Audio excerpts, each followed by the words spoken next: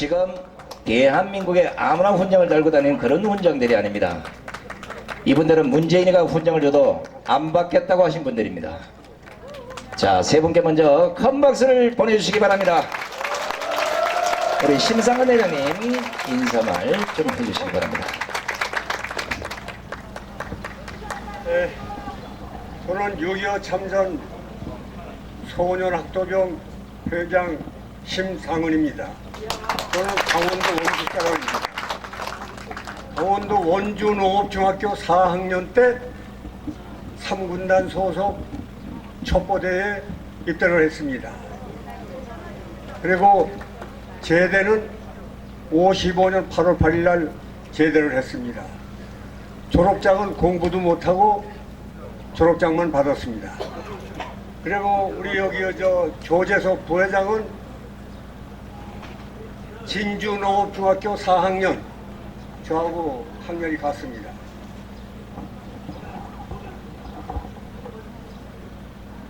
그리고 참전을 바로 요 밑에 기계 안강 포항 전투에서 전투를 하다가 부상을 당해가지고 야전병원에서 몇 달간 있다가 다시 또 원대 복귀를 해서 55년도 4월 달에 제대를 했습니다. 역시 공부를 못하고 졸업장만 받았습니다. 그리고 여기 김인환 부회장은 상주 출신입니다. 상주중학교 2학년 때 바로 입대한 장소가 바로 이 영천 전투입니다. 그래가지고 이 낙동강 방어선에서 방어를 하다가 여기도 보상을 당해가지고 병원에 입원 중에 있다가 북진을 하지를 못했어요. 아쉽게. 그 상태에서 다시 나가가지고 원대 복귀를 해서 55년도 2월 달에 제대를 했습니다. 예. 그래서 저희들 우리 셋이 다 공부를 하지 못하고 졸업장만 그냥 받은 겁니다. 그리고 답사를 하는 시간이 불과 5분밖에 되지 않기 때문에 간단하게 이 학도병에 관한 문제를 제가 말씀을 드리겠습니다. 우선 나라로부터 70여 년 동안 외면을 당하고 있는 6.25 참전 학도병에 대한 위상을 높이기 위하여 손상윤 회장을 비롯해서 뉴스타운 여러 임직원과 그리고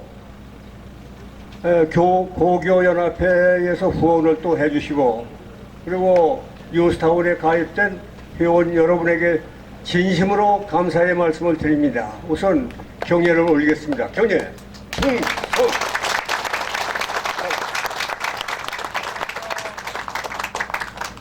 그래서 저희가 외면을 당하고 있는 문제를 말씀을 드리겠습니다. 저희는 16대 국회 민주당 정권, 김대중 정권서부터 시작을 해서 현재 21대 국회에 이르기까지 국가유공자를 해달라는 발의를 해서 6번에 걸쳐서 올렸습니다. 그래서 5번은 다 폐기가 되고 현재도 국회 정무위원회에 계류 중에 있습니다.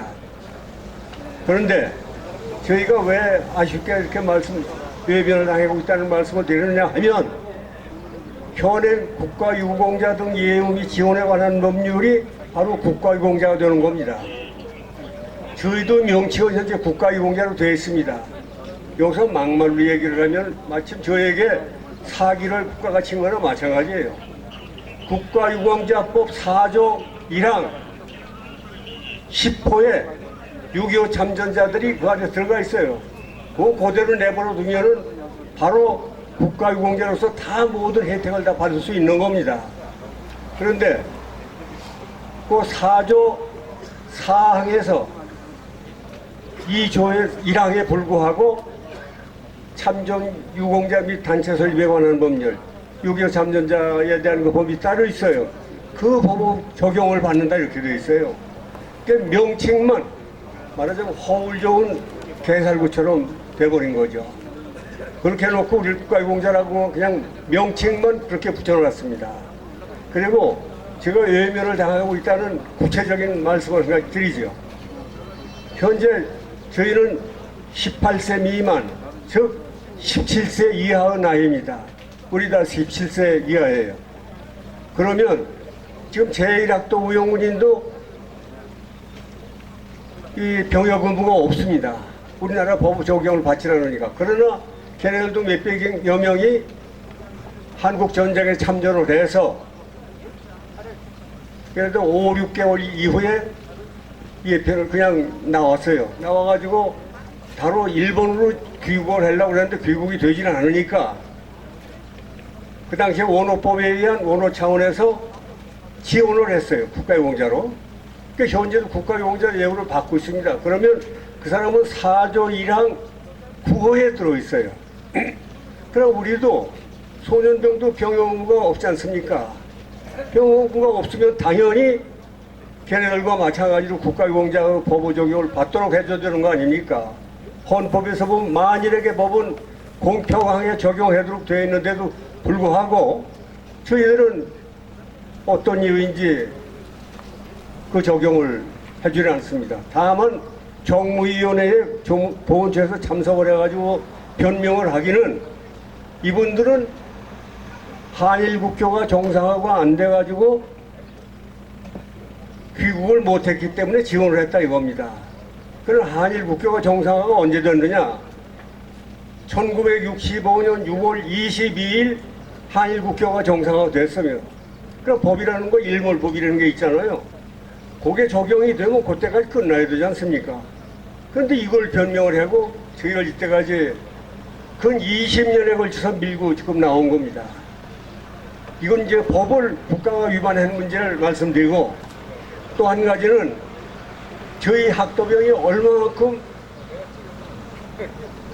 국군에 있으면서 나라에 대한 공헌과 희생을 했느냐 하는 문제를 말씀을 드리겠습니다. 1951년 2월 28일 바로 사변 나던 다음에 2월 28일입니다. 그 당시에 이승만 대통령이 그동안에 국가비상동원령에서 이 전선에 지원한 말하자면 그 참전한 일반 단체들은 다 해산시켜라. 학생들까지도 해산해라고 그래가지고 소위 학도용군들도 그 당시에 다 해산이 됐습니다. 그리고 이제 그 다음 달 3월 15일 날 서울 2차 수복이 됐어요. 2차 수복이 된 다음 날 이승만 대통령께서 국무회의에서 아직도 군대 내에 학생들이 참전하고 있다는데 얘네들을 빨리 귀화 복교 조치시켜라 하는 특별담화를 발령을 했습니다. 그런데 국방부 장관이 나와서 확인을 해보니까 최전방 소대장서부터 후방 국방부에 이르기까지 국군의 명맥을 이루는 행정요원, 기술, 기능직 등이 다 학도병이 정하고 있는 거예요. 그래 학도병을 제대로 시켜야 되면 국군의 명맥이 무너지니까 그리고 아시다시피 그 당시엔 무식자가 한 50% 상당이 됐습니다. 심지어는 무식자에 대한 편지 대피를 학도병이 다 해주다시피 했고 그리고 지금 아까 윤호 선생님께서 말씀하셨죠. 그분들이 학도병으로 그 당시에 최전방에 수색대원도 거의 다 학도병입니다. 기민하고 빠르고 용기가 있고 아시다시피 요 중간에 말씀을 드립니다만은 우리 소년 학도병이 그럼 몇 명이나 들어갔느냐? 2010년서부터 13년에 이렇게까지 3년에 걸쳐서 병적 기록부를 조사를 해본 결과 나이 어린 학생들이 29,622명이 일단 명단이 나왔습니다. 그리고 그 중에 전사자가 2,573명이 전사를 했습니다. 다행히 저희들은 천지신명으로 살아나왔지만 그 당시에 전사한 자는 굉장히 안타깝습니다. 게다가 그 외에 이제 그 병적 기록부도 없는 학도우영군, 저희도 학도우영군 과정을 다 겪고 난 다음에 군번을 받고 난 다음에 정식으로 병적 기록부가 만들어진 겁니다.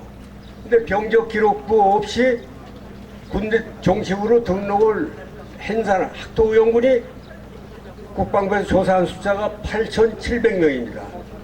그러니까 약 한 4만 명이 조금 못 미치죠. 그러나 등록되지도 못하고 이 낙동강 전선에서 제일 많이 학도병 전사한 지역이 바로 안강입니다. 안강 기전 전투에서 제일 많이 학도병 전사를 많이 했습니다. 그 숫자는 아무도 등록된 숫자가 없어요. 그게 제가 보기에는 5만 명 상당의 학도병이 참전한 사람들 중에 소년 학도병이 약 한 80%, 4만 명 상당의 어린아이들이 참전을 했다. 그리고 아시다시피 아까 두 번째 말씀드린 바와 마찬가지로 국군의 명맥을 이루는 분야에서 학도병들이 공헌을 하지 않았습니까? 그리고 제대를 휴전 후 1954년 7월 27일 날 최소한도로 대통령께서 학도병 누구들 그동안에 수고 많이 했다. 지하의 말씀이라도 한마디 해주었으면 좋았는데 그 소리를 듣지도 못하고 억지로 제대는 제대병들이 걸려가지고 억지로 제대한 것이 2, 3년 후에 어떤 장교로 임관한 친구들은 7, 8년 후에 제대를 했습니다. 제대를 해가지고 그 당시 다 공부를 못했어요. 아시다시피 그 당시엔 국토개발 5개년 사업에 다 참여를 하느라고 아까 저 인천상업 이경용 씨도 인천상업 재활중에 들어갔다가 나와가지고 공사판에 돌아다니다가 허리를 다쳤어요.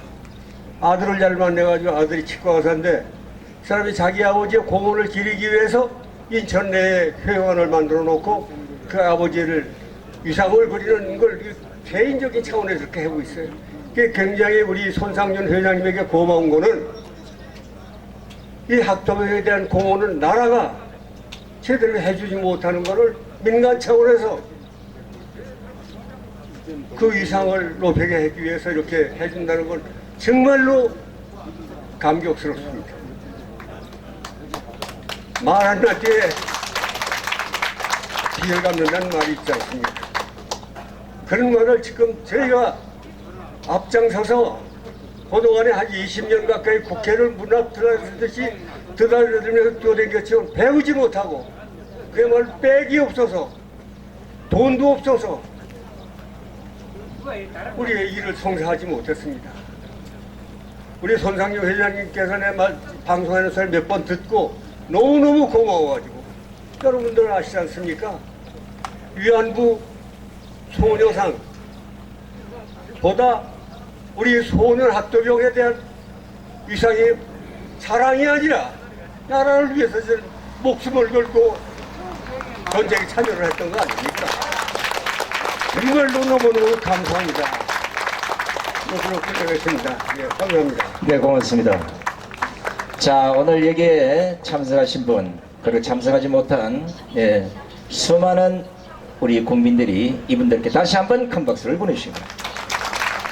자, 다음 선생님 또 말씀 좀 해주시죠. 좀 간단하게 말씀드리면은 50년 8월 31일에 포항 서부시 또 기계 전선에서 8월 31일에 적군의 수류탄에 맞고 부상을 입고 영천에 있는 미 8군 야전병원이었어요. 여기 와서 이틀간 치료를 받고 부산 5위군 병원까지 입원을 했는데, 그럼 오늘 왜 기계 땅만 지켜주고 이 아름다운 영천 땅에 알을 기댔냐? 근데 가만히 생각을 해보니까 세계 1000만 년의 역사 속에서도 이런 제막식은 없을 거예요. 그래서 염치불구하고 제가 오늘 참석을 했으니까 여러분들 드립니다. 꼭 갚아야 할 빚이 있습니다. 나도 당신도 우리 모두가 갚아야 할 빚이 있습니다. 까맣게 잊고 있었습니다. 기억 어느 한편에 사금파리처럼 박혀있어 때가 되면 빛바랜 흑백 사진처럼 잠시 떠올랐다. 다시 잊혀지곤 했습니다.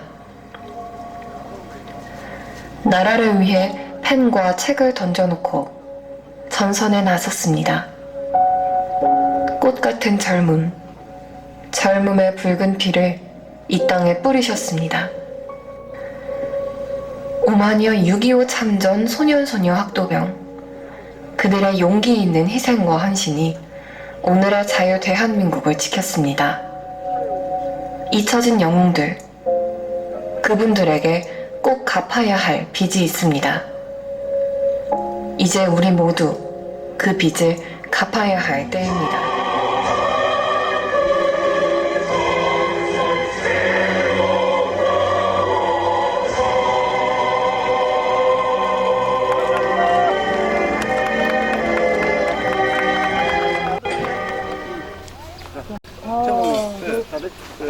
보세요. 감사합니다.